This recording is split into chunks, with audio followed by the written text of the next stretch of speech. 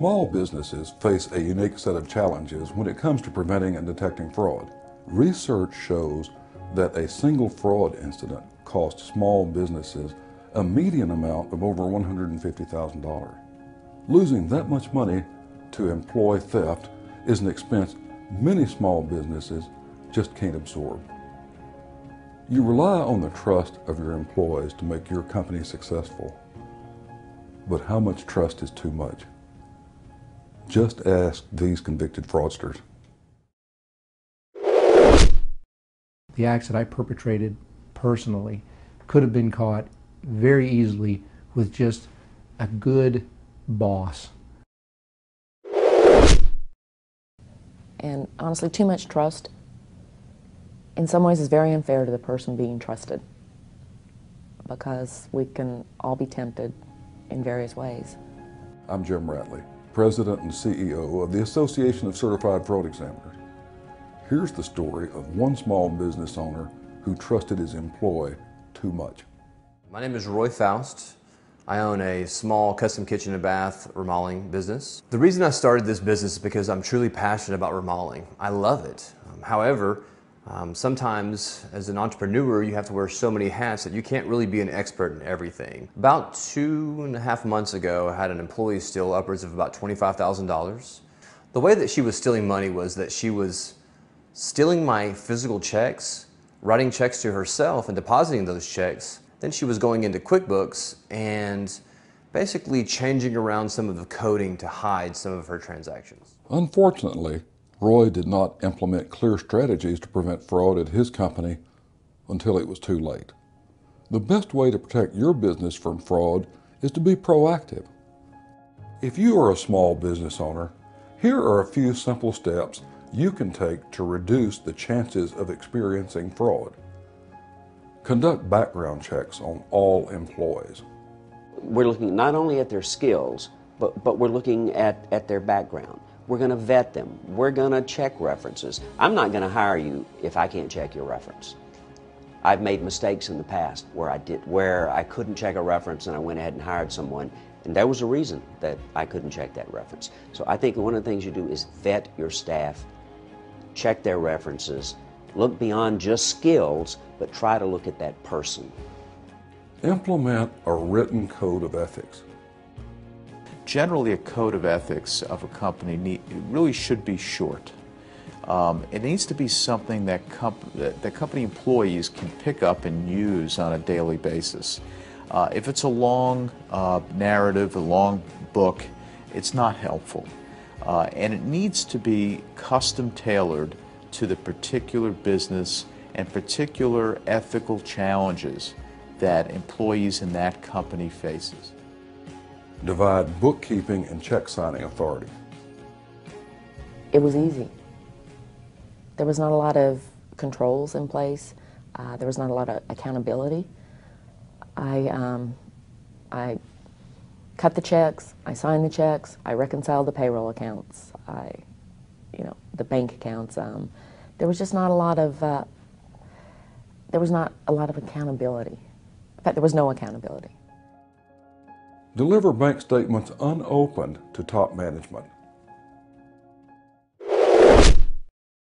You know, if he'd been opening his bank statements, I hate to say that because I don't want to blame my client for the way I victimized him. But the truth is, had he opened a bank statement 6 months earlier, and had I known he opened a bank statement, I might have pulled away. We could have saved both of us some money and some heartbreak. Implement a reporting mechanism or hotline.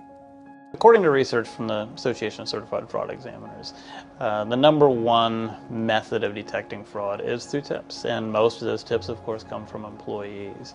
In order to get people to report what they've seen, they are only going to do it if they feel that they're going to be protected. If they feel any type of a threat, they're simply not going to report. So, promises of protection against retaliation are absolutely critical to the success of a whistleblower program in environments where anonymity is not going to be possible.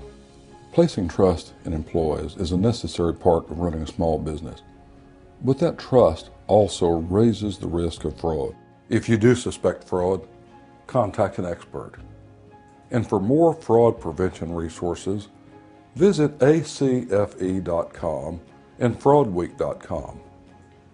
On behalf of the Association of Certified Fraud Examiners, I'm Jim Rattley. When I first discovered I had been defrauded, I felt so stupid. I felt embarrassed, but I had to sort of face up to the fact that it wasn't that I was stupid, I just wasn't following simple steps to prevent this.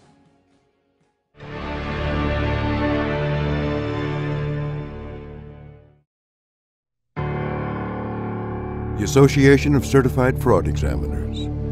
Together, reducing fraud worldwide.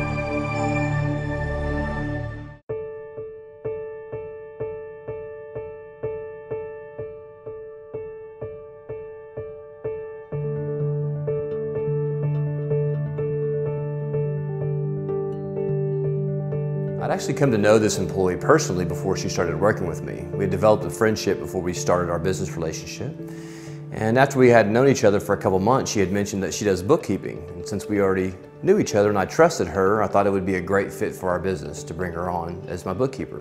Whenever I brought on this new employee, I actually didn't take any time to do any type of background checks on her and didn't do any type of follow-up. I had just simply trusted her. After I had found out that she'd stolen the money, or I suspected that she'd stolen the money, I was very confused because she was very good at lying, and after all, I had trusted her. So at that point, I began to do my own investigation, and even though things were stacking up, the ability for her to pull the wool over my eyes, if you will, was amazing because she still had me kind of convinced throughout the process that she wasn't really capable of doing this.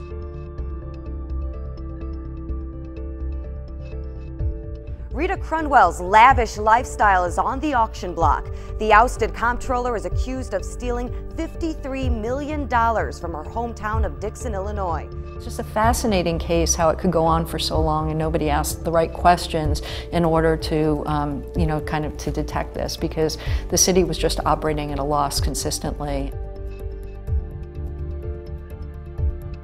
Because they think that they have wonderful employees that would never steal from them and that fraud would not happen to them. Yes, they realize it exists. Yes, they realize it's going to happen to somebody, but they always think that it's not going to be them. They're good people who get up every day to go to work and provide jobs, and so they just can't even believe that somebody would do this to them. They feel like every member is a family member, basically, of the business, and they don't think that that individual could ever commit a fraud. And the reality is that those are the people that have the most trust, the most access, and they will commit fraud